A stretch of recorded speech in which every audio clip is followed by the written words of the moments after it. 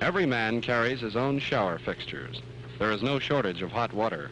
A bath in a water hole is a unique experience, if you don't mind the smell of last night's elephant.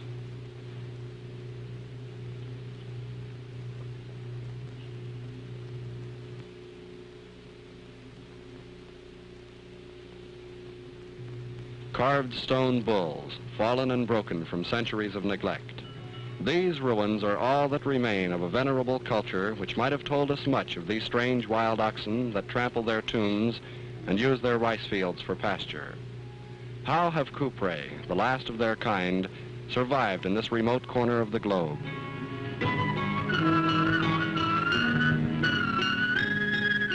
Here, feeding and unalarmed by the speculations of their observer, are Coupre, the mysterious wild oxen which inspired an expedition unique in zoological history.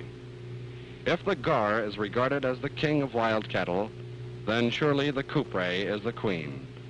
While in size midway between the gar and banting, it has an elegance of form and grace of movement unmatched by other bovines with which it shares the sandy parklands of northern Cambodia. The discovery of the Coupre in Cambodia in 1937 was as unexpected as Sir Harry Johnston's discovery of the okapi in 1900 in the Ituri forest of the Belgian Congo. The finding of the Coupre was of special significance to paleontologists because of its relationship to certain fossil cattle of India, and to archaeologists and zoologists who are searching for living representatives of ancestral cattle. This film forms a part of an ecological study which indicates that perhaps 500 of these magnificent cattle remain alive in the forests of Cambodia, in areas lying both east and west of the Mekong River. Coupre are nervous and alert, often feeding in erratic patterns and wandering considerable distances. During the heat of the dry season, they do not hesitate to seek the cooler shade of the dense forests.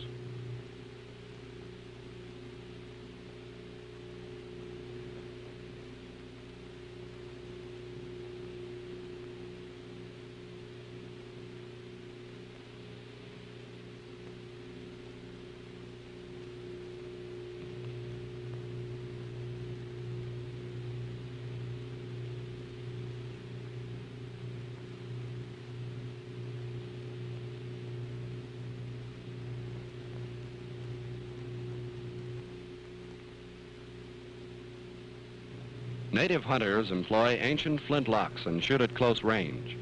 They hunt primarily for meat. Horns and hides are sold as byproducts. Fortunately for the Coupre, no special value is attached to its hides or horns. This Coupre bull was found dead, shot by a hunter from a distant village having no knowledge of the expedition's objective to study only living animals. The skeleton of this valuable find was purchased for the Harvard Museum of Comparative Zoology.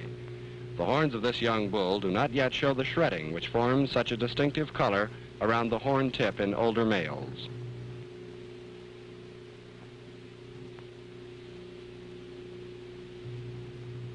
Like the males of bison and some domestic cattle, bull Coupre have a habit of plowing up the soil with their horns, especially around water holes and salt mineral licks. For fully 2/3 of older bulls have flanks, horns, and head covered with a gray mud. Under this constant abuse, the horn tips fray out into the shredded collars so common in Coupre bulls over 6 or 7 years of age.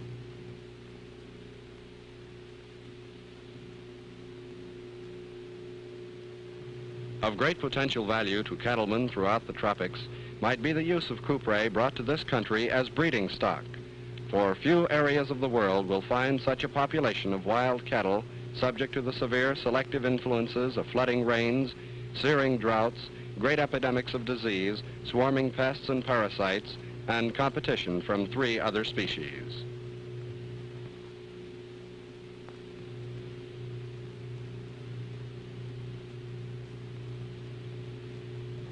The horns of the Coupre branch off from the skull at a narrower angle than in the banting and gar, and follow a curve more like that of the wild yak.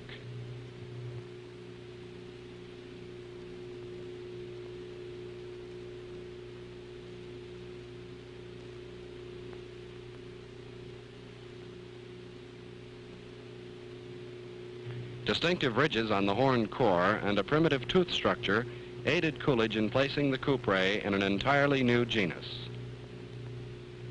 Other interesting and unique features of the coupre are the notched nostril and a longer tail than is found in the gar and banting.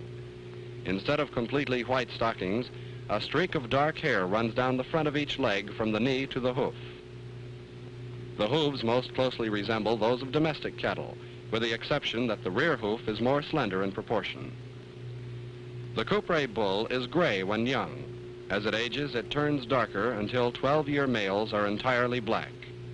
On close examination, however, the hair is seen to be a dark reddish brown. As the bull darkens with increasing age, the dewlap becomes long and pendulous until eventually it may drag in the grass in front of the forelegs.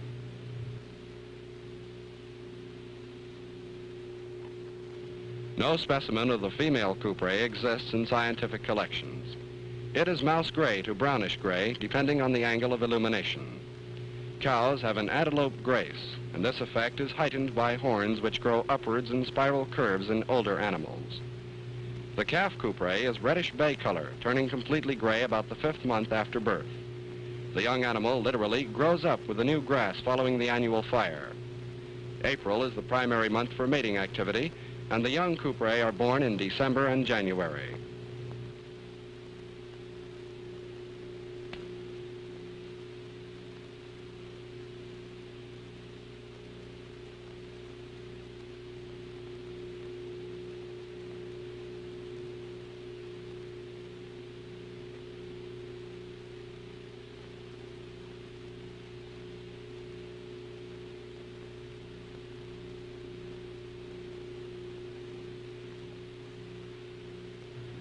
Bull coupre join together in bachelor clubs about May 1st, breaking away from the cows and the calves.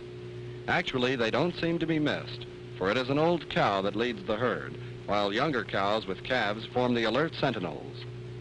It seems that a time is reached in the yearly life of each bull coupre when his services to the welfare of the herd are no longer required. Preserving the remaining coupre in the face of disease and destruction of its preferred range is a matter of growing importance. Especially will it be so when hostilities cease. Through the establishment of sanctuaries, regulations on sport shooting, and penalties for the possession of hides and horns, vital protection can be given the coupre, whose fame as a prize trophy may all too soon increase. The preservation of the coupre, as well as other threatened and vanishing species of mammals which now survive in only small numbers, is a matter of international concern. This was indicated by the adoption in 1952 of a special resolution regarding the coupre at the Caracas General Assembly of the International Union for the Protection of Nature. Coupre are most commonly found in a habitat offering a combination of environmental advantages. These features, considered essential for their survival, are natural open areas, salt licks, an adequate number of water holes to enable them to outlast the dry season, and suitable alternate areas close by where they may find refuge from predators. It is hoped that the government of Cambodia will establish sanctuaries in such regions and so preserve segments of this fascinating and weirdly beautiful land, which shelters one of the last great game populations of the world.